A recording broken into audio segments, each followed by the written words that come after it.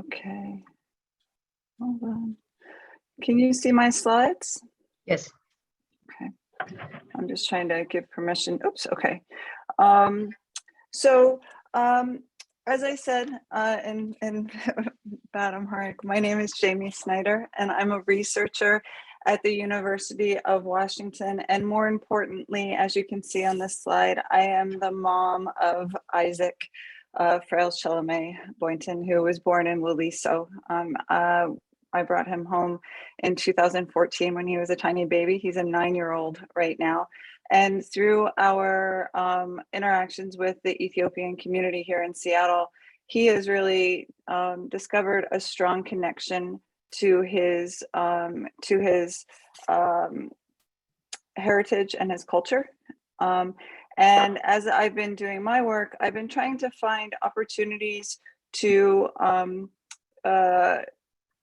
sorry, I'm just getting this, to connect the work I do at the University of Washington with the Ethiopian immigrant community that's so important to my family.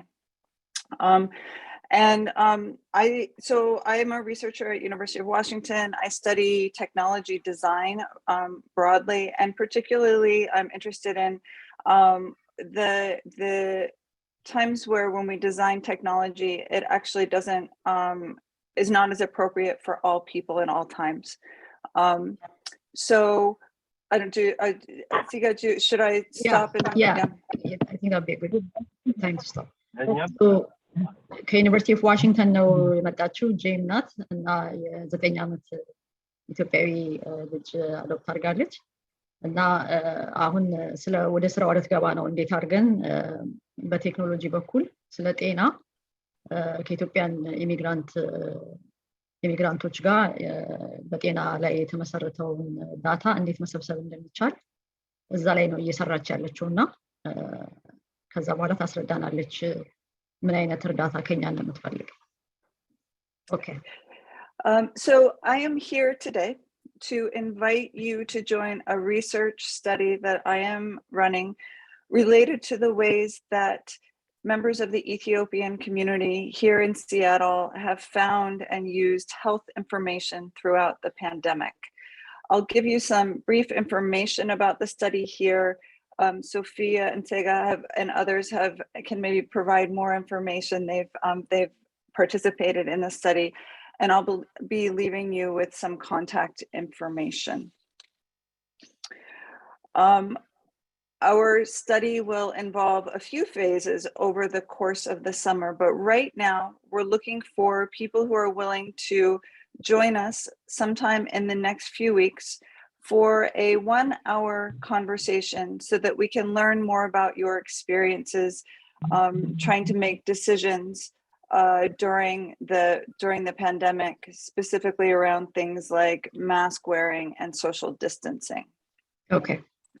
ስለዚህ ጥናቱ አሁን እነሱ የሚፈልጉት በሚቀጥሉት ሳምንታት ውስጥ ለአንድ ሰዓት ያህል በኮቪድ በፓንዴሚኩ ጊዜ ስለ ማስክ ስለማድረግ ስለነበረን እንዳለ ጠቅላላ ኤክስፒሪየንስ ምን ይመስላል የሚል የአንድ ሰዓት ውይይት ነው የሚፈልጉት ጥናቱን እንድንሳተፍ ማለት ነው እና ያው ኢትዮጵያኖች ስለሚፈልጉ ለዛ ነው ወደኛም የመጡት አንዱ ዋናው የሚፈልጉት ለአንድ ሰዓት የኛን ጊዜ ነው ማለት ነው እና በበለጠኛም ስለወሰድ ነው በኋላ እነሱም ሄዱ በኋላ ያለውን ኤክስፒሪየንስ ሼር ማድረግ እንችላለን ድንገት ጥያቄ ካለ Okay, go ahead. Okay. We are currently recruiting adult members of the Ethiopian immigrant community who have experiences with making sense of health guidelines and mandates during the pandemic. We're interested in learning more about how you made decisions and choices, like I said, about wearing masks and social distancing, both for yourself and your family and your household. We're looking for 1 person per household. You need to be at least 18 years old and proficient in spoken English, mainly because we don't have Amharic. So we want to make sure that we understand. That we're not jumping through a translator. Also, we will provide you with $50 for participating in each session. So this first interview will be 1 hour long and you'll be compensated $50. እሺ ስለዚህ የሚፈልጉት ከአንድ ቤተሰብ አንድ ሰው እንግሊዘኛ ኮሚኒኬት የሚያደርግና አዳምጦ በደንብ በእንግሊዘኛ የሚመልስ ሰው መሆን አለበት። ምክንያቱም አስተርጓሚ ስለማይኖር እነሱ ስለሆኑ ኢንተርቪው የሚያደርጉት እና በኮቪድ ጊዜ እንዴት ነው ዲሲዥን የምንወስደው የእንትናችንን ለምሳሌ ከአካባቢያችን ሰዎች ጋር እንዴት ነበረ ኢንተራክት የምናደርገው የሚለው ብቻ በአጠቃላይ በኮቪድ ዙሪያ ነው ጥያቄዎቹ የሚወጡት ማለት ነው። እና ለአንድ ሰዓት ነው የሚፈልጉት ሰው እና ለአንድ ሰዓት 50 ብር ይሰጣሉ፣ ኮምፐንሴት ያደርጋሉ። We have several locations where we can meet with you for this 1 hour long conversation in Rainier Beach, Central District, U District, or Lake City. We have been doing some meetings in public libraries. We have also done some on the University of Washington campus.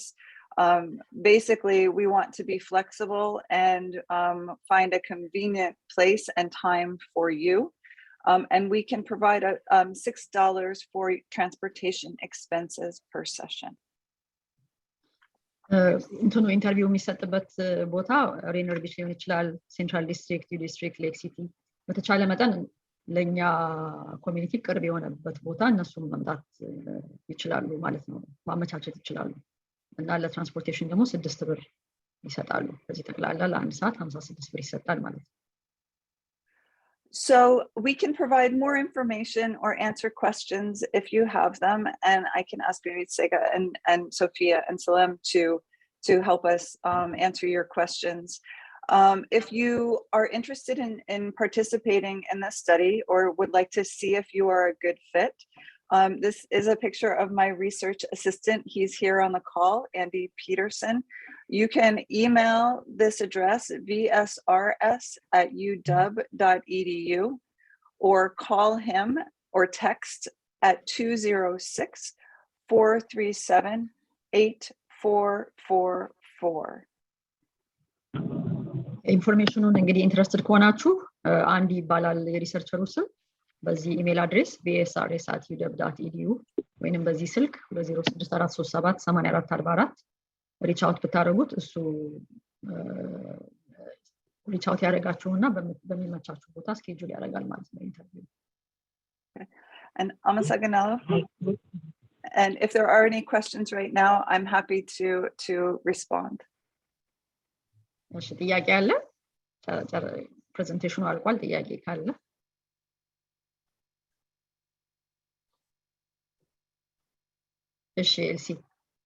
Elsa has a question. Go ahead. Yes. What is the time frame for this? Yes, that's a good question. We are currently recruiting, and we're open from for this first session through June, July.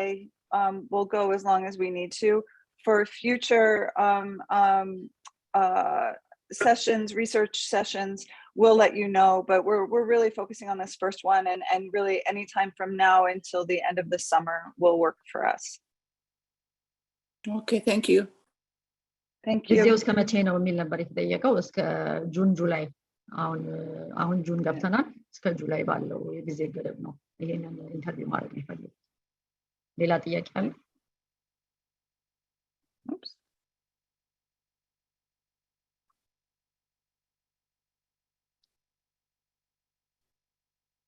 ሬነር ቢች ሲሉ የትኛው ሬነር ቢች ነው? የት ጋር? So he's asking, when you say Rainier Beach, where exactly in Rainier Beach can you conduct the interview? We have been using the Rainier Beach Public Library at the community center, and it would depend on availability at the ECS temporary offices if that's an available space.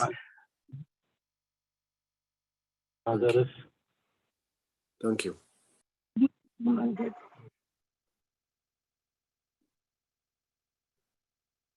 Okay. Okay. ተጨማሪ ጥያቄ ካላችሁ ያው እኛንም ኮንታክት ማድረግ ትችላላችሁ. You can contact us. Okay. Thank you so much. አመሰግናለሁ። እሺ ዘርስተለን አሁን ወደ ሶፊ ነው የምንሄደው።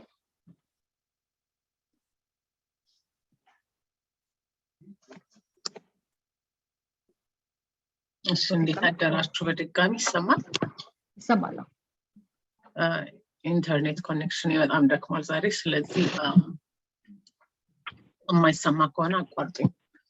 እኔ አፕዴት ከሃውሲንግ ውጭ ያሉትን አፕዴቶች ሰጥና ከዛ ጸጋ ወደ ሃውሲንግ ትሄዳለች።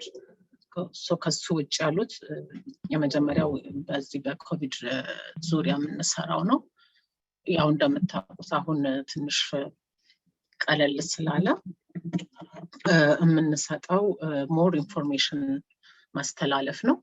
ስለዚህ በተለያየ ጊዜ ከኪንግ ካውንቲ የሚወጡ ሌተስት ኢንፎርሜሽኖችን እየተረጎምን በፌስቡክ ፔጃችን እንደዚሁ ሼር እናደርጋለን። ቴስቱን ማግኘት የምትፈልጉ ሰዎች ቀጠሮ ይዛችሁ ከቢሮአችን መውሰድ ትችላላችሁ። ግን አጠቃላይ የምናደርግ ያለ ነው አዳዲስ ኢንፎርሜሽኖች ከወጡ እነሱን አፕዴትድ እንዲሆን ኮሚኒቲው እሱን ከስር ሼር ማድረግ ነው ከነሱ ጋር እየተሰበሰብን። ግን ከሱ በላይ ደግሞ እንደገና የሄልት ፕሮግራማችን ላይ ከኢትዮጵያን ሄልት ቦርድ ጋር በመተባበር የተለያዩ ስብሰባዎች አድርገን ነበር ከኮሚኒቲው ጋር በዚህ ወር ውስጥ። አንደኛው ሃይፐርቴንሽን ላይ እንዴት ነው የደም ብዛትን ማኔጅ ማድረግ ወይም መቆጣጠር ወይም እንዳይዘን ማድረግ የምንችለው ላይ እንደዚህ አንድ ዝግጅት ነበረን። ከዛ ኮቪድ ደግሞ ሎንግ ኮቪድ የሚባለው ላይ ይሄ 2-3 ሳምንት አስሎን ከሚተው ይልቅ በጣም ሪሌቲቭሊ ረዘም ላለ ጊዜ ስለሚያመው ኮቪድ ስለሱም እንዲሁ ባለሙያ ዶክተር የምስራች ከኢትዮጵያን ሄልት ቦርድ ጋራ እንደዚሁ አቅርባለን ነበር። ሌላ ያደረግነው ኦቲዝም ላይ ነው። ኦቲዝም 2 ፕሬዘንቴሽኖች ተደርገው ነበር። የመጀመሪያው ያለፈው ወር ላይ ነበር። ፎሎ አፑ ደግሞ በተለይ ሲያትልን ውስጥ ምን ሪሶርሶች አሉ፣ ስቲግማውን እንዴት ነው አቮይድ ማድረግ የምንችለው እንደሱ እዛ ዙሪያ ሁለተኛው ነው የኦቲዝም ስብሰባ አድርገን ነበር። እዚሁ ሄልት ላይ ሌላ የተደረገው የማሞግራም ቫን ተዘጋጅቶ ነበረ። በሌላ በኩል ይሄንን ነገር ማድረግ እድል ያላገኙ ሴቶች እዛ መተው የካንሰር ቴስቲንግ አድርገው ነበረ። የመድኃኔዓለም ቸርች ነበር ያዘጋጀ ነው ቫኑ። እሱም ጥሩ ነበር። ወደ 8 ሰው ያንን ቴስት አድርጓል። ሌላ ያው እንግዲህ ሜንታል ሄልትን በተመለከተ የፍሪ ሜንታል ሄልት ኮንሰልቴሽንስ ኢትዮጵያ ኮሚኒቲም ሰኞ እንደዚህ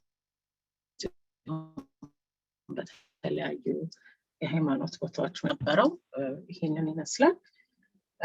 ሌላው ያለፈው ጊዜ አስተዋውቀን ነበረ የምን ሜካኒክስ ትሬኒንግ እንደምናደርግ እና እሱ በ5 ሳምንታት ቅዳሜ ጠዋት ከ9:30 እስከ 11:30 እየተደረገ ያለ ነው እና ኦልሬዲ ጀምሯል። አሁን 3ኛ ሳምንታችንን ትላንት አድርገናል። ካም በኋላ 2 ሳምንት ይቀረዋል እና ወደ 25 ሰዎች ተመዝግበው በጣም ጥሩ እየተከታተሉ ነው፣ ጥሩ እየሄደ ነው። አጠቃላይ የሱ ትምህርቱ እንዴት ነው ብራችንን ማኔጅ ማድረግ የምንችለው፣ እንዴት ነው የሚጠቅመን ወይም የሚጎዳን፣ ክሬዲት ካርዳችን እንዴት ነው ማኔጅ ማድረግ ያለብን፣ ክሬዲት ስኮራችንን እንዴት ነው የምንጠብቀው ወይም የምናሳድገው የሚለውን በሙሉ የያዘ ነው እና እንዴት ነው ወዲያው ላይፍ ውስጥ የምንጠቀምበት ፕራክቲካል ትምህርት ስለሆነ በጣም ብዙ ኢንትረስት ነበረ። አሁንም አይተን ያው ያሁኑ ሞልቷል፣ ግን አይተን ሞር ዲማንዱ ከቀጠለ እንደገና ሌላ ራውንድ ማዘጋጀት እንችላለን። እሱ የተደረገው ከYWCA ጋር ነው እና ሊዲያ ሊድ ኢንስትራክተር ነች። ሌላ ቢዝነስ ሬዚሊየንሲ ፕሮግራማችን አለ። እሱ ያው እዚህ ሲያትል እና አካባቢ ያሉትን በሙሉ የኢትዮጵያውያን ቢዝነሶችን ሰፖርት ማድረግ ነው። ስለዚህ እሱም እንዳለ ነው። ሰፖርቱ የተለያየ ነው ማለት ግራንት ከማግኘት ጀምሮ ስራቸው ላይ ደግሞ የሚያጋጥማቸውን ነገሮች በሙሉ በተለያየ መንገዱ ችግር ከደረሰባቸው ኢንፎርሜሽን መስጠት ነው። እኛም የማናውቀው ከሆነ የስሞል ቢዝነስ ሬዚሊየንስ ኔትወርክ የሚባል ኔትወርክ ውስጥ ስላለን እኛም የማናውቀው ችግር ካለ ወደ እነሱም ሪፈር ማድረግ እንችላለን ማለት ነው እዛ ኔትወርክ ውስጥ ስላለን። መጨረሻው አፕዴት ዌብሳይታችን ነው። እሱን ስንሰራበት ረዘም ያለ ጊዜ ቆይተን ነበር። አሁን አፕዴትድ ሆኖ አዲሱን ዌብሳይታችን ሎንች ሆኗል። ስለዚህ ያው ኢትዮጵያን ኮሚኒቲ ኢን ሲያትል ብላችሁ ሰርች አድርጋችሁ ብትሄዱ ጥሩ ፕሮግራሞቹ በሙሉ ክሊርሊ የሚታዩበት ታያላችሁ። ስለዚህ እሱ ጥሩ ነው። ሜምበርሺፕም እንደዚሁ በቀላሉ እዛው ላይ እንድትከፍሉ ሜምበርሺፓችሁንም ያስችላል። ስለዚህ ተመለካከቱት።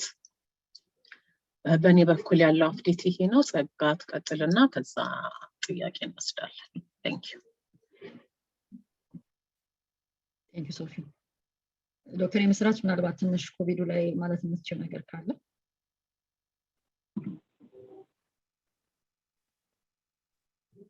እሺ እግዚአብሔር ይስጥልኝ እንደማላችሁ። እና እንግዲህ ያው ኮቪድ አሁን ሪፖርቱ እንደሚያሳየው ትንሽ እየቀነሰ ነው። ቀነሰ ማለት ጠፋ ማለት አይደለም። ስለዚህ አሁንም በአካባቢያችን አለ። አሁንም ጥንቃቄ ያስፈልጋል።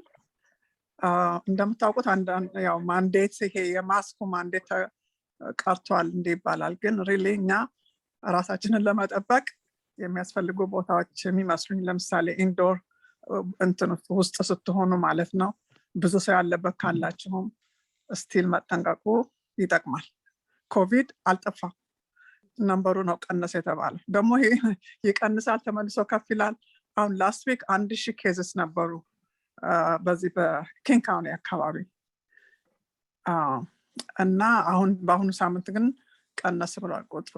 ስለዚህ እና ስቲል አለ ለማለት ነው። ስቲል ተጠንቀቁ።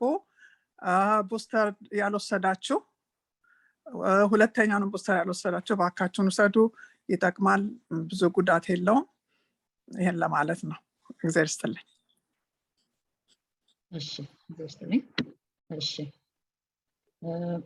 በሃውሲንጉን በተመለከተ ያለው አፕዴት ያው ድንገት ዛሬ አዲስ ለገባን ሰዎች የኢትዮጵያ ኮሚኒቲ ኢትዮጵያን ቪሌጅ የተባለ የሃውሲንግ ፕሮጀክት ጀምሯል። 90 ዩኒት ለአዛውንቶች የሚሰራ መኖሪያ ቤት ይኖረዋል። 49 ስቱዲዮ፣ 40 ባለ አንድ መኝታ ክፍል ይኖረዋል እና አንድ ደግሞ ያው ለፕሮፐርቲ ማናጀሩ የሁለት ቤድሩም ክፍል ይኖረዋል። እንደዚሁም ደግሞ ያለው አሁን ያለንበት የኢትዮጵያ ኮሚኒቲ ታደሳል። እንደገና ወደ መጀመሪያው ፍሎር እየሰፋ ይሄዳል ማለት ነው እና አሁን ባለው የጊዜ ሰሌዳ መሰረት ፕሮጀክቱን የተጠናቀቀው ኤፕሪል 2023 ነው። ትንሽ መጀመሪያ የታሰበው ያው ዲሴምበር 22 ነበረ። በዚህ በኮንክሪት ስትራይክ ምክንያት እናስታወቅናችሁ በ3 ወር ዲሌይ ነበረው። አሁን ግን ኤፕሪል 2023 እንደሚያልቅ ነው የጊዜ ሰሌዳው የሚያሳየው እና ያው በዛ ስታልፉ አምሹር ብዙ ለውጦች አይታችኋል። አሁን በአብዛኛው የሚሰራ ያለው ውድ ፍሬሚንግ የሚባለው ወደ ላይ አይ ቲንክ 3ኛ ፍሎር ደርሰዋል። ባለፈው ፒክቸር ሲላክ 2ኛ ፍሎር ነበሩ።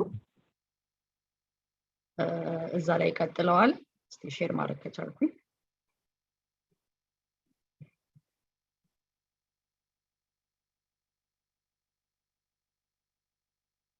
ይታያል ስክሪኑ?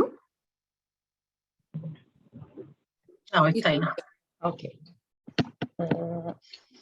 አሁን አይ ቲንክ 3ኛው ሌቭል ላይ ደርሰዋል። ይሄ ውድ ፍሬሚንግ የሚባለው ስራ ነው እና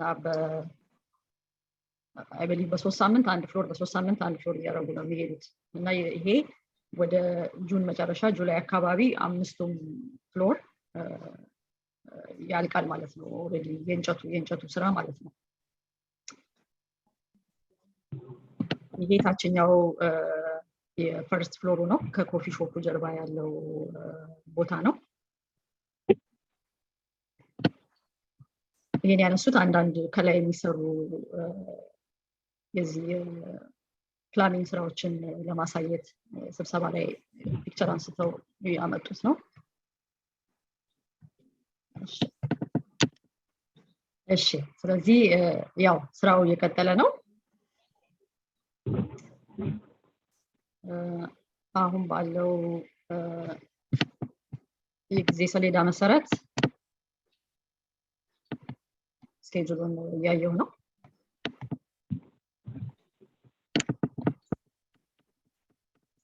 ሜታል ፍሬሚንግ የሚባለው ስራ እሱም አሁን መናገረው ሬዚደንሻሉ ላይ ያሉት ስራ ዘርፎችን ነው ሜታል ፍሬሚንግ የሚባለው አሁን እየተከናወነ ነው ሳይዲንግ የሚባለው አሁን ጁን ላይ ይጀምራል ከዛ በኋላ ፕላሚንግ ኤሌክትሪሲቲ ስፕሪንክለር እንዳለ የኤምፒ ወይ መካኒካል ኤሌክትሪካል እና ፕላሚንግ ስራው ደግሞ እሱም ጁን ላይ የሚቀጥል ይሆናል ማለት ነው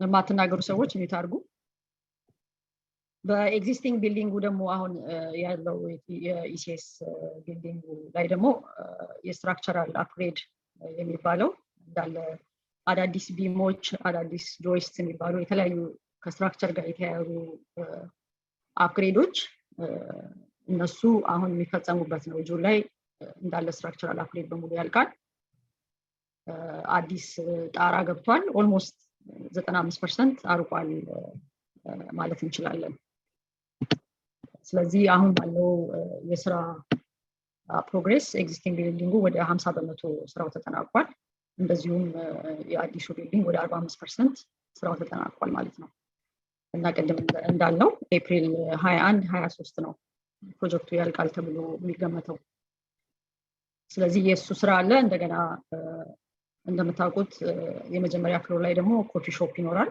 እሱን ደግሞ ኮፊ ሾፑ ምን መምሰል አለበት የሚለውን ደግሞ ዲዛይን እየሰራን እንገኛለን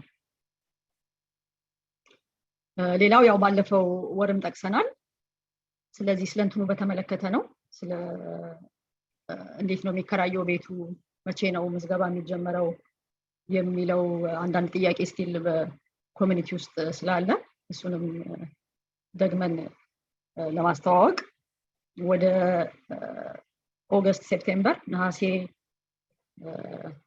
መስከረም አካባቢ ፓርትነሮቻችን ቢከን ዲቨሎፕመንት ሂማን ጉድ እነሱ የቤቱን እንዴት ኪራይ ፕሮሰሱን አጥንተው ይመጡና ከኛ ጋር ተነጋግረን ማስታወቂያ እንለጥፋለን ማለት ነው እርግጥ ነው ከዚህ በፊት ወደ 70 ምናምን ሰዎች ተመዝገባችሁ ነበረ እና የሱ የምዝገባው ዓላማ ምንድነው ኢንተረስት አለው የፍላጎት አለ የሚለውን ለማረጋገጥ ነበረ እውነትም ኮሚኒቲ ውስጥ ፍላጎት እንዳለ ተገንዝበናል ይሄ ደግሞ ለናደርግ የቻልነው ያው ባለፈውም እንዳልነው በኮቪድ አንዳንድ አፓርትመንቶች አይከራዩም ነበር በተለይ ፓርትነራችን የሚሰራው የፊሊፒኖ ቪሌጅ አልከራይ ብሎ ችግር ስለመጣ እንዴት ነው ይሄ ችግር ደግሞ ኢትዮጵያ ኮሚኒቲ ጋር እንዳይመጣ እስቲ ምን ይመስላል ፍላጎት አለው የሚለውን ፕሮሰስ ለማወቅ ነበር እሱን ያው ጨርሰን እውነትም ፍላጎት እንዳለ አረጋግጠናል ስለዚህ ምዝገባ እንደ አዲስ ይጀመራል ማለት ነው እንደ አዲስ በፊትም የተመዘገባችሁ ሰዎች ካላችሁ እንደ አዲስ መመዝገብ አለባችሁ ማለት ነው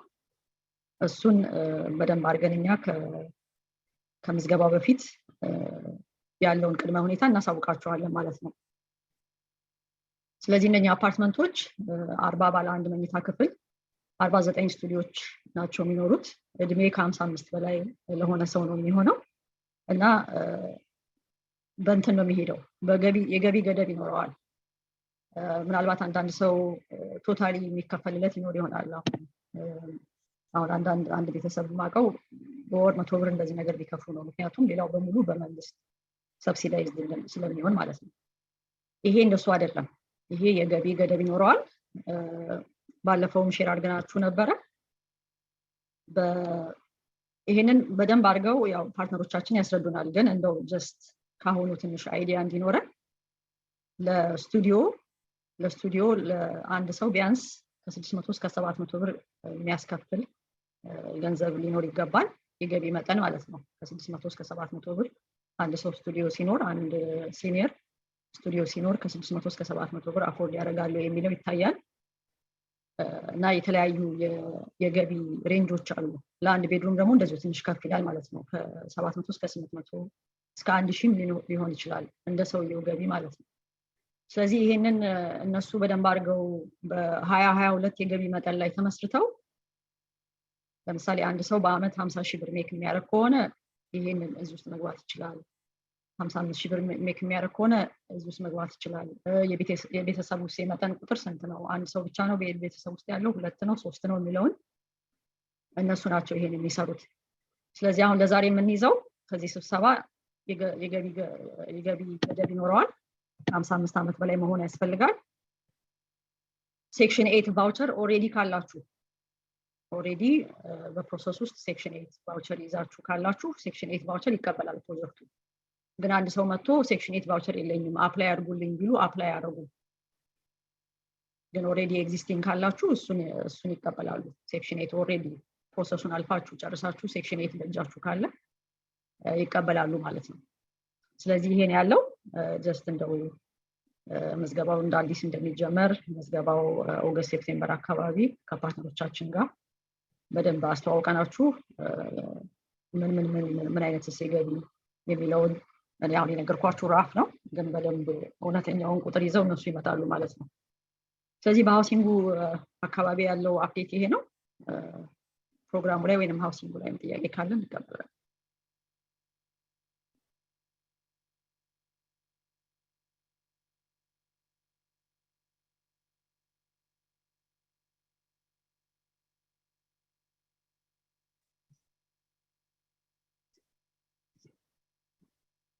እሺ ሻይ ጥሩ ከሌለ ወደ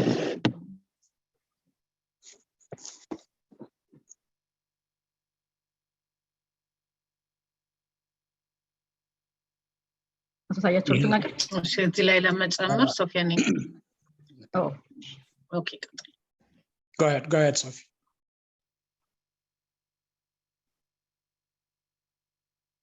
ሻይ ጸጋ ያለችው ላይ ለመጨመር ብቻ ነው። ይሄ የምዝገባውን በተመለከተ ያለፈው ጊዜ የተወሰኑ ሰዎች ምን ያክል ሰው አለ ብለን ስንጠይቅ ስማቸውን የሰጡን ሰዎች ስላሉ እሱ ትንሽ ኮንፊውዥን ፈጥሯል ኮሚኒቲ ውስጥ።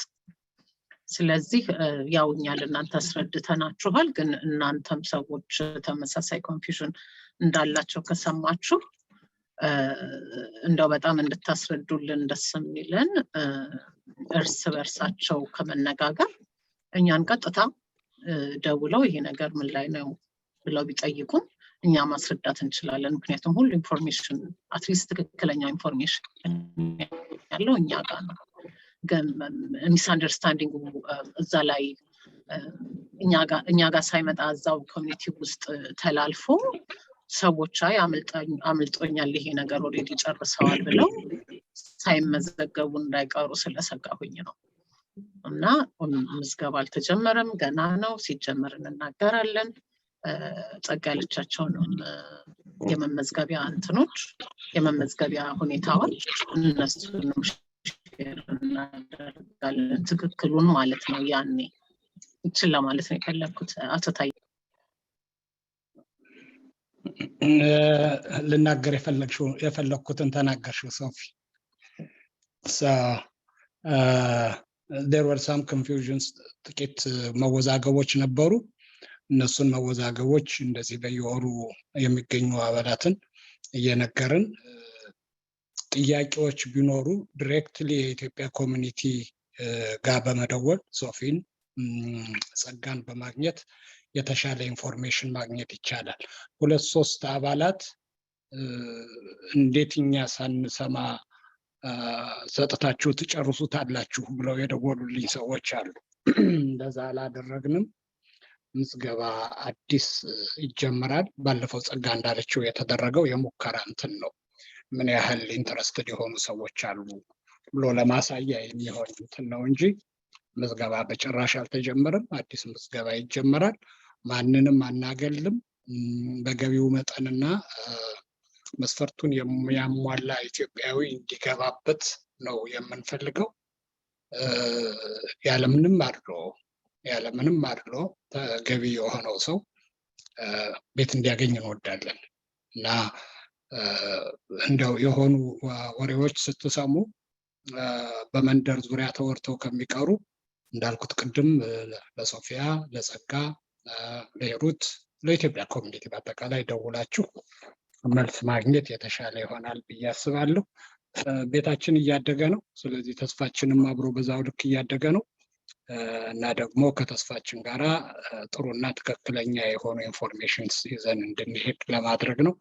ጥያቄዎች ካሏችሁ አሁን ብትጠይቁ፣ ዛሬ የሌሉ ጥያቄዎች ዛሬ ወር እንዲህ በየወሩ እየተነጋገርንበት ንጹህ የሆነ ኢንፎርሜሽን እያያዝን እንሄዳለን። ታንኪዩ።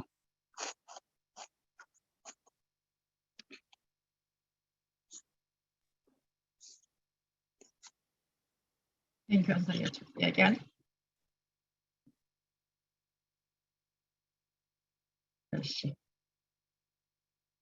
እሺ ሶሪ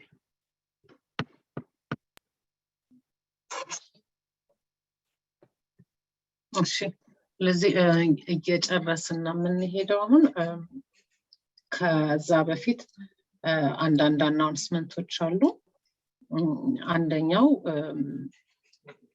ጁን 24 ላይ ከሴቭ ዘ ችልድረን እና ከአማዞን ጋር በመተባበር አንድ ዝግጅት እናደርጋለን። እሱ 100 days of campaign የሚሉት ሴቭ ዘ ችልድረን አላቸው። ጸጋ ስላይዶቹን ሼር ብታደርጊ ከሱ ላይ ትንሽ መናገር እችላለሁኝ። ምንድነው ሴቭ ዘ ችልድረን ካምፔናቸው? የተለያዩ ከተሞች ሳመሩ ላይ እየዞሩ ለልጆች ባክፓክ ይሰጣሉ እና የአሁኑ ጁን ላይ ሲያትል ሲመጡ እኛ ኢትዮጵያን ኮሚኒቲ ሆስት እንድናደርጋቸው ተነጋግረናል እና ሀሳቡ እነሱ ባክፓካቸውን ይዘው ሲመጡ እኛ ያው እንደ ድሮ ቦታ ስለሌለን ፓርክ ለመከራየት ነው ያሰብነው። አሁን አድራሻውን ልንሰጣቸው አንችልም፣ ገና የተለያዩ ፓርኮችን እያየን ስለሆነ። ግን እንደምታዩት የኢቨንት ዴው ይሄንን ነው የሚመስለው እና አርብ ቀን ስለሚውል ወላጆች ከቢሮ በሚወጡበት ጊዜ እንዲሆን ስለፈለግን ከ5 እስከ 8 ነው የምናደርገው። ባክፓክ ውስጥ እነዚህን የትምህርት መገልገያዎች ይኖረዋል። ወደዛኛው ወደሚቀጥለው ሳይት ታደርጊያለሽ ወደ ባክፓክ። ስለዚህ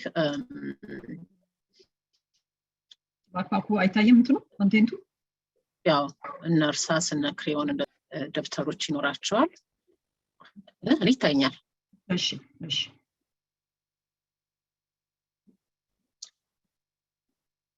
እና ይሄንን እስከ 1000 ልጆች መተው መውሰድ ይችላሉ።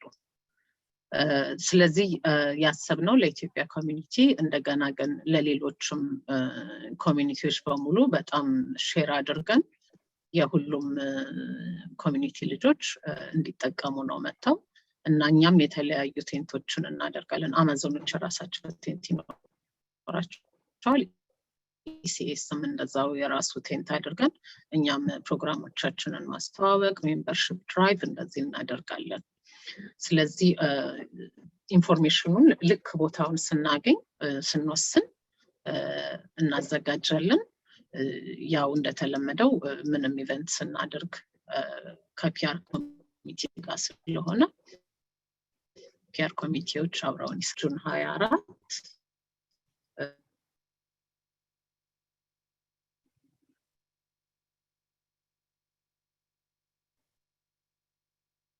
ሶፊ እየተናገርሽ ነው?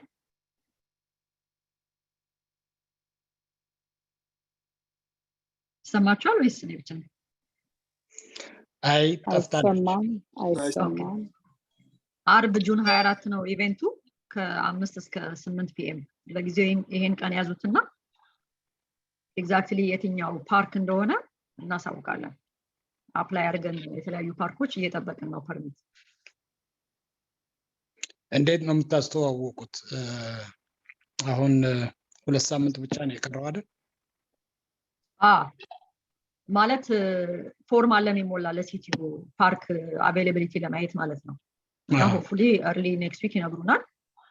የተለያየ ቾይስ ስለሰጠናቸው ጀነሲ እንደዚህ የተለያየ ፓርክ የሚፈቅዱልንን ስናቅ ወዲያው በቃ next week ፍላየሩን ሼር እናደርጋለን። የተለያየ በኩል አድርገን ሌላው ያለች የነበረው የአማዞንም አለበት እዚህ ውስጥ እና አማዞን ደግሞ የራሳቸው ቴንት ይኖራቸዋል እና የታሰበው ከአማዞን አንዳንድ ሰዎች ይመጡና እነሱ ደግሞ ስለ ኤክስፒሪየንሳቸው አማዞን መስራት ምን ይመስላል፣ አማዞን አፕላይ ለማድረግ ምን ይመስላል የሚለውንም እነሱ ሼር ያደርጋሉ። ስለዚህ ለልጆቹ ይሄንን ሪሶርስ ከማቅረብ በተጨማሪ የአማዞን ፕሮፌሽናሎች ስለሚኖሩ እሱም አንድ ጥሩ ነገር ነው ማለት ነው። ልጆቹ እዛ እየተጫወቱ ስራ የሚፈልግ ወላጅ ሌላ ሰው መጥቶ አማዞንን ያናግራል በዛው ማለት ነው። ሶፊ ተመለስሽ እንዴ? አይታየኝም። ተመልሻለሁኝ ግን ቀጥይ ጥሩ ይዘሻል። እሺ አይ ያው ሌላው በሙሉ ሰምተናል። አማዞን የሚለው ላይ ስለወጣሽ ነው የቀጠለው። ጥያቄ አለ? ወጥቼ ነበር።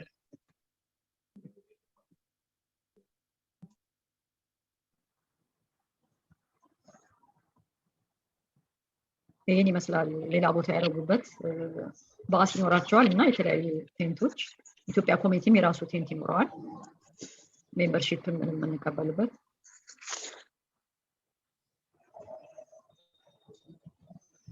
ጥሩ። ፒአር ኮሚቴ ምንድን ነው የሚጠበቀው? ከፒአር ኮሚቴ ጋር እንዳለ ኢቨንትን ሼር ማድረግ አውትሪቹን አብረን ነው የምንሰራው። ማለት ሞር ሊድ የምንሆነው እኛ ስለሆንን ከአማዞኖች ጋር ኮንታክቱ ያለን፣ ግን ከአዜብ ጋር እየተነጋገርን ነው ዲቴይሉን ለማውጣት። በአብዛኛው ስራው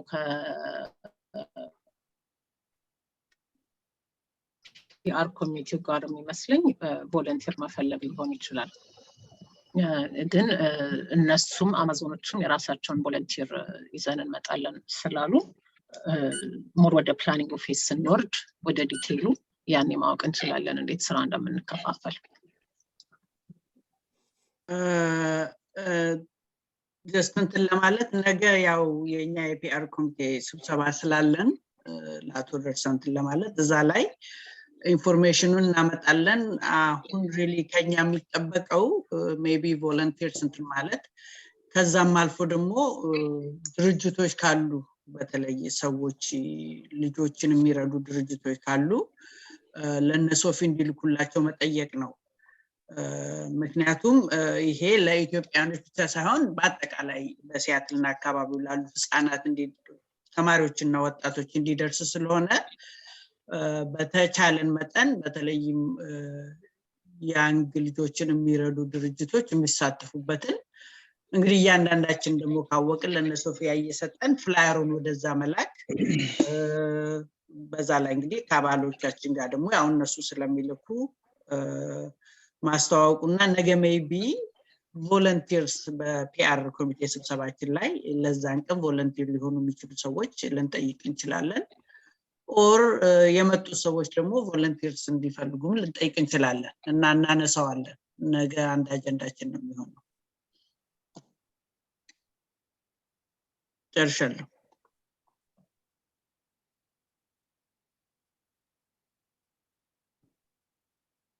እሺ የሚቀጥለው አይ ቲንክ ሶፊያውንም ፕሊዝ አደረገ መሰለኝ ነው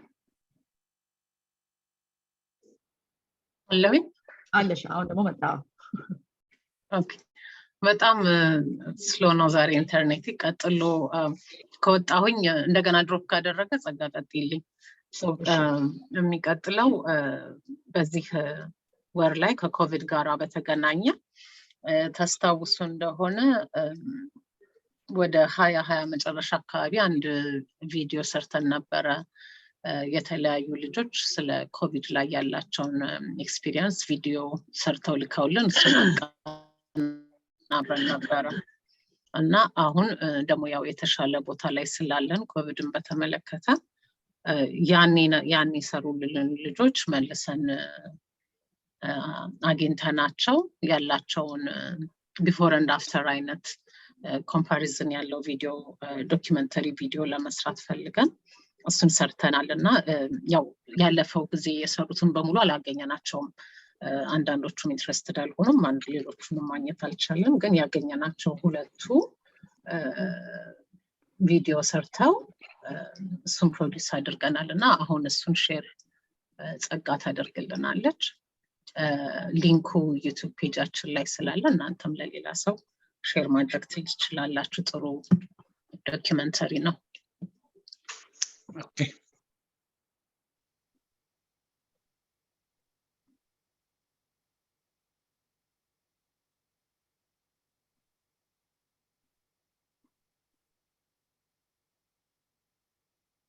ጸጋ ፉል ስክሪን ታደርጊያለሽ? ድምፅ ይሰማል? ቆይቶ ነው የሚመጣው መሰለኝ።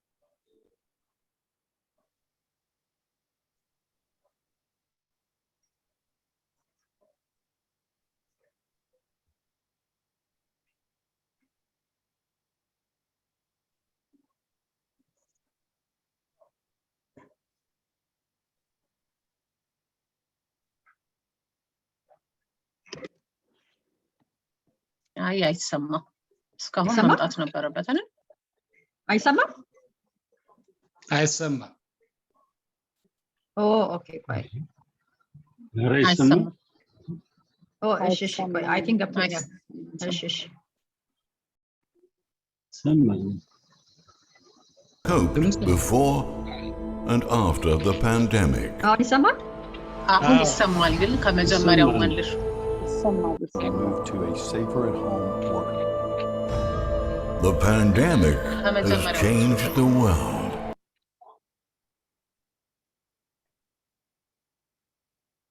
There are new COVID-19 cases in North Texas, and it is spreading fast. Declaring a state disaster. Fort Worth Mayor Betsy Price is expected to announce a stay-at-home order. Dallas County will move to a safer at home work. The pandemic has changed the world.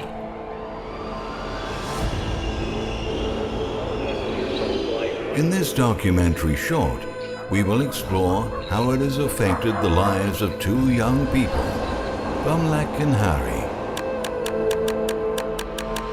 Through their eyes, we will discover what they learned and how they coped before and after the pandemic.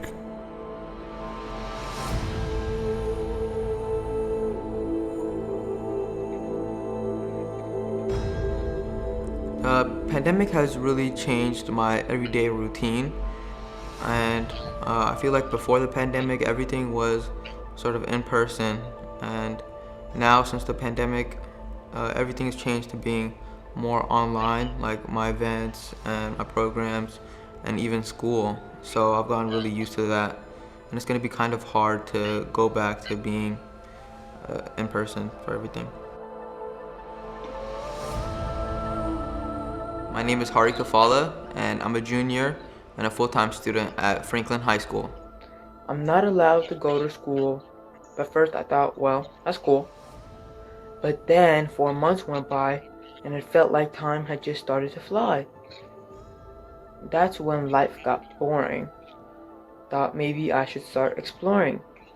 Got stuck in a Fortnite lobby, so I started looking for new hobbies. I started baking, and that was fun, but I think that phase is done. I went to Netflix and watched all my shows, but it went by too fast, and that really blows. All of a sudden, summer was over, and now we're at the end of October. COVID has changed our ways of living. I hope it'll get better by Thanksgiving. We can't change what's happened in the past, but we can fight so this virus won't last.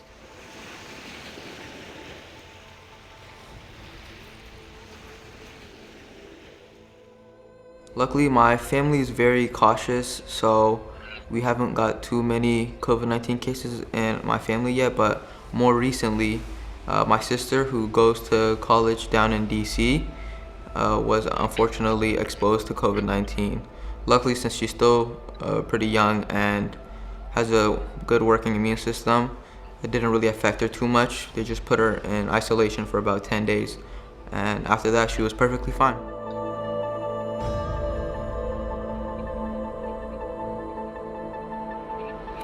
This is my experience as a second-year college student taking in-person classes during COVID-19. A few weeks into the semester, the heavy workload and stress of college and coronavirus started to become overwhelming. To combat this, a few of my friends and I would go to our local Walmart and buy plants that we'd put around our residential building. This was a great way to make the building more homey and pick up the mood a little bit. The pandemic has been really tough on my community for a lot of different reasons, whether that be, emotional, mental, or financial reasons. Also, I come from a culture and I am surrounded by people that love to show support for one another by showing up for stuff. So whether that be, having a tough day and having people come over to help you through it, stuff like that. Like all of that not being feasible anymore because of the pandemic has been tough, but I've also been able to see how resilient the members of my community are, because people have become really creative in the ways that they offer support to one another. So I've seen, as tough as it was, I've also seen a lot of resilience from my communities. I think that COVID has really impacted our community and family and friends by just isolating us from each other. Because of the pandemic, we really didn't get to see each other that often, and unless it was really through like phone calls and video calls, that was the main source of communication. And other than that, we didn't really get to see each other in person. This semester was definitely the most difficult of my college career yet. We attended lectures on Zoom, ate our dinners in our rooms, and weren't able to socialize like we used to.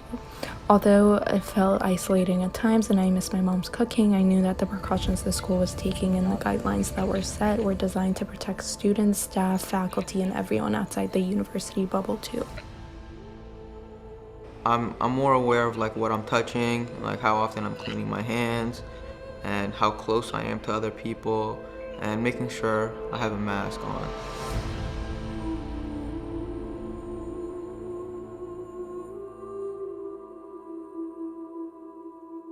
Bumlack and Harry continue to cope with the pandemic as we fight daily to find a new kind of normal in its ever-changing evolution, and grow stronger in the face of the adversity that it presents.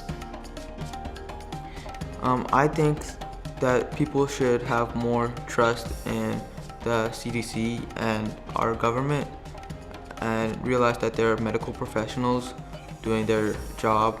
And I'm not saying to just follow them blindly. It's definitely good to ask questions and do your own research.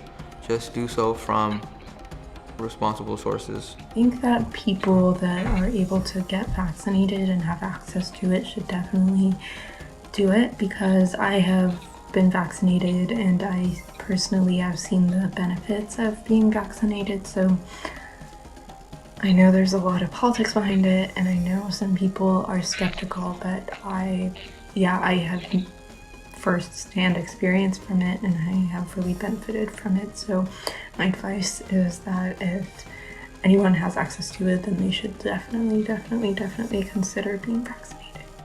I've learned a lot more about viruses and vaccines throughout the past couple of years because of our situation, and I feel like some advice that's very important for future generations is preparation. The whole world really wasn't prepared for something like this to happen, and it's very obvious because of how long it lasted and really just how high the cases and death toll got. And also cooperation is very important in places like the US, where the citizens weren't really cooperating much with the CDC and our government. You can see that our cases are a lot higher and our isolation stage in the pandemic was a lot longer than some places. I think what I've learned in the past few years and what's been reinforced to me, I guess also over the past few years, is to not take too much for granted. And this sounds really cliche and uninspired, but yeah, it's just to live in the moment. And I think that would also be My advice for future generations is it's good to plan, and it's always good, especially if you're like the type of person that likes to have a routine or like a 5-year plan going on. That's good, but always have that understanding in the back of your head that life could change for any reason, any unexpected reason. And so just live in the moment. I know it's easy to be like anticipating everything in the future, but yeah, just live in the moment. Through strange and uncertain times, these young people have found time to look inward, to reflect on the world and themselves, and to get in touch with their creativity. It's a life no one expected to live, but they are making the most of it.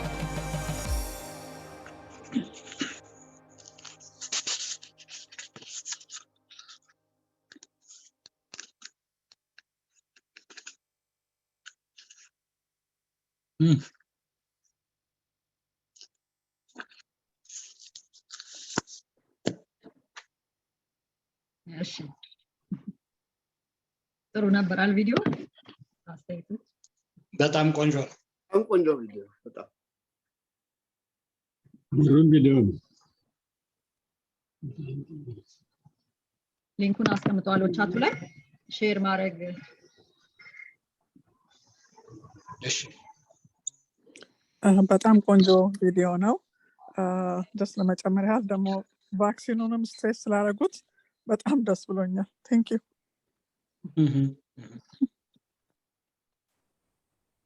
ያው በተቻለን መጠን የሚናገሩትን ስክሪፕት አልሰጠናቸውም ሲናገሩ ናቹራል እንዲሆን ብለን እና ደግሞ ወጣቶች ላይ ያተኮረ ስለሆነ በእንግሊዘኛም የተሰራው ለሱ ነው ለዛ ታርጌቱ ለዛ ግሩፕ ስለሆነ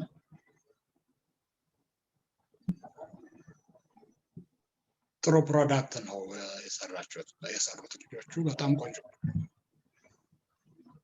Thank you. So ከዚህ በመቀጠል ሌላው አናውንስመንታችን ሌላ የሜንታል ሄልት ፈርስት ኤድ ሰርቲፊኬሽን ኮርስ ይሰጥ እሱ ኦልሬዲ ሼር ሆኗል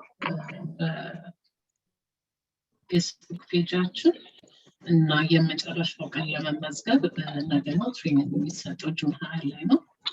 ስለዚህ እሱን ትሬኒንግ ያለሰዳችሁ ሰዎች ካላችሁ በጣም ኢንካሬጅ እናደርጋለን እንድትወስዱ።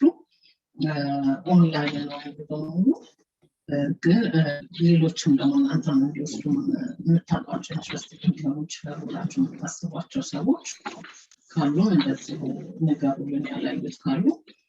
አጠቃላይ ግን ትምህርቱ በጣም ጠቃሚ ነው ወስጃለሁ። የተለያዩ ሜንታል ሄልት ሁኔታዎችን እንዴት አድርገን ነው በጣም ኤርሊ ሬኮግናይዝ ማድረግ የምንችለው፣ እንዴት ነው በእኛ አቅም ሰፖርት ማድረግ የምንችለው፣ ሲሪየስ ደግሞ የሆነ ነገር አውቀንም ሪፈርም ለማድረግ የሚያስፈልግበት ደረጃ ነው ይሄም የሚለውንም ነገር እንኳን ማወቁ ትልቅ ነገር ነው እና እሱም በሙሉ የያዘ በጣም ጥሩ ኮርስ ነው። የሰርቲፊኬት ኮርስ ነው። ስለዚህ ያው በነፃ ስለሆነ እናንተም ከፈለጋችሁ ይጠቅመዋልን ብላችሁ የምታስቧቸው ሰዎች ካላችሁ እንደዚሁ ጠቁሟቸውና ኢንካሬጅ እናደርጋለን እንድትወስዱ። በእኔ በኩል ላይ ያስኳቸው አናውንስመንቶች እነዚህ ናቸው። ሶስተኛው እና የመጨረሻው አንድ ማስታወቂያ አውጥተናል ሰው ሃየር ለማድረግ እና እየተቀበልን ነው አፕሊኬሽኖች። እሱ የአይዲያሊስት ላይ ነው ያወጣነው። ስለዚህ የምታውቋቸው ሰዎች ካሉ ኢንትረስትድ ሊሆኑ የሚችሉ ንገሯቸው። አይዲያሊስትም ላይ ፌስቡካችንም ላይ እንደዚህ ሁለቱም ቦታ ላይ አለ። በእኔ በኩል ይሆነው ቴንኪው። ሌላ አለ ጸጋ ወይም ከእናንተም ውስጥ የሚጨምር ካለ? እንትኑን ፎርሙን ቻቱ ላይ አስቀምጫለሁ። የሜንታል ሄልት ፈርስት ኤድ መመዝገብ ከፈለጋችሁ ለምትፈልጉ ቻቱ ላይ ተቀምጧልና ጁን 7 ነው የመጨረሻው ስለዚህ ነገ እስከ 5 PM ነው የመጨረሻው ማለት ነው ለመመዝገብ እሺ እና አቶ መኮንን አስተያየት አለ አይ እኔ አስተያየት የለኝም ግን ሶፊ ስትናገር የመጀመሪያው ላይ በጣም ቁርጥርጥ ይል ነበርና በደንብ አልሰማሁትም እንደሚመስለኝ ስለ እንትኑ ነው ስለ ፈርስት ኤድ ትሬኒንግ መሰለኝ እሱን እንግዲህ ገብቼ ላይ ይችላል በኔ በኩል ከሆነ ፕሮብሌም ሜንታል ሄልዝ ፈርስት ኤድ ትሬኒንግ ቻቱ ላይ አስቀምጫለሁ ሊንኩን አይቼዋለሁ ያ ስለዚህ ነገ ለመመዝገብ ነው ከዛ ቀኑ ያው ጁን 20 ሰኞ ነው የምሳ እረፍት ይኖራል ለሰዓታችሁ ደግሞ እንደ ጊፍት ካርድ ነገር እናዘጋጃለን እንግዲህ ከስራ ኦፍ እንድትወስዱ እሱን እንሸፍናለን እና በጣም ጠቃሚ ስለሆነ ያው እሱን ነው ቅድም አናውንስ ያደረግነው Thank you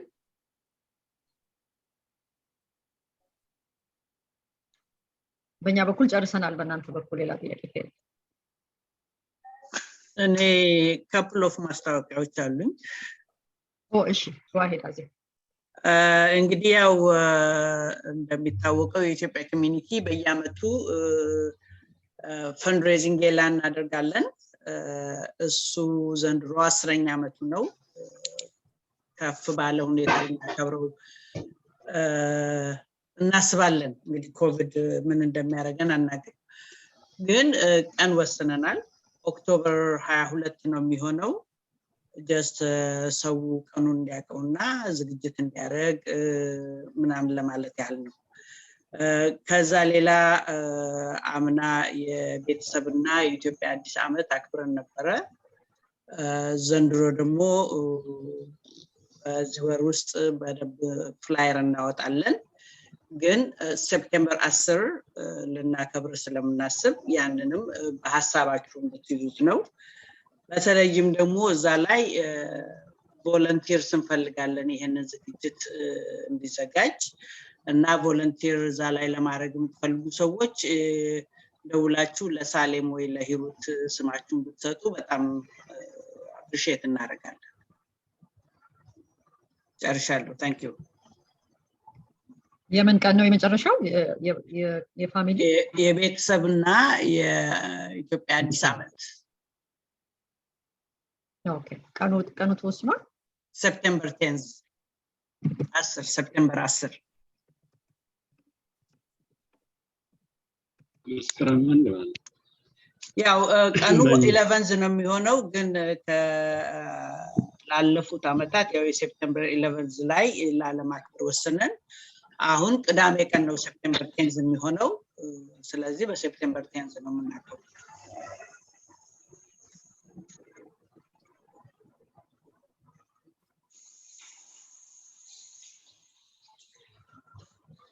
እሺ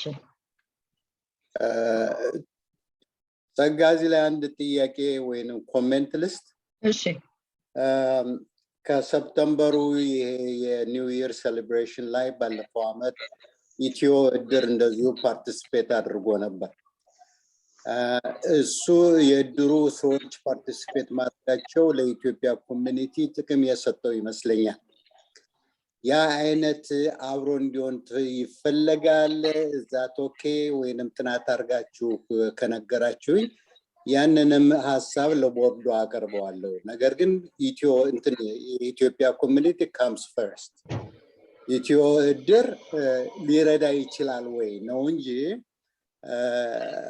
ቦታውን ሸር ላርግ ማለት አይደለም ከመሰላችሁ ያ እድር የሚረዳ ከመሰላችሁ ያንንም አብረን ኦርጋናይዝ ልናደርግ እንችላለን ለማለት ብዬ ነው አው መኮንን ባለፈው አመት ኢትዮ እድር በመሳተፉ ጥሩ እንትን የሆነው ኮላቦሬሽን ነው አብዛኛው የኢትዮጵያ ኮሚኒቲ አባላት የእድር አባላት ናቸው ሁለቱም ደግሞ ለአባላት የሚጠቅም ድርጅት ነው እሱን እንላለን ዘንድሮ ምናልባት ከዛም በላይ ተሳትፎ ድርጅቶችም ሆነ እንትኖች የሚያደርጉበት ሁኔታ መንፈጥር ይመስለኛልና በተለይ ጁን የመጀመሪያው ስብሰባ በሚደረግበት ጊዜ ምን አይነት ድርጅቶች ነው የምናሳትፈው እንዴት ነው ያን ሁሉ ውይይት እንወያያለን ኢትዮ ድርም ቢሆን ኮንሲደር የምናደርገው ድርጅት ነው አይ ሆፕ አንተ ደግሞ ትሳተፋለህ እዚህ አዲስ አመት ዝግጅቱ ላይ ስምህን ጽፈዋለሁ ኦኬ ምንም ችግር የለም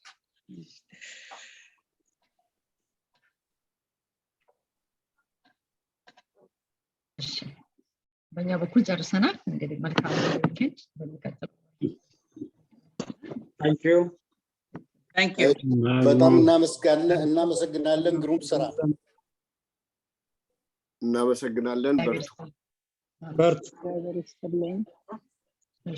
ደህና ዋሉ መልካም ዊኬንድ አሜን ጸጋ ሰላም ዋሉ ሰላም ዋሉ ደህና ዋሉ እናመሰግናለን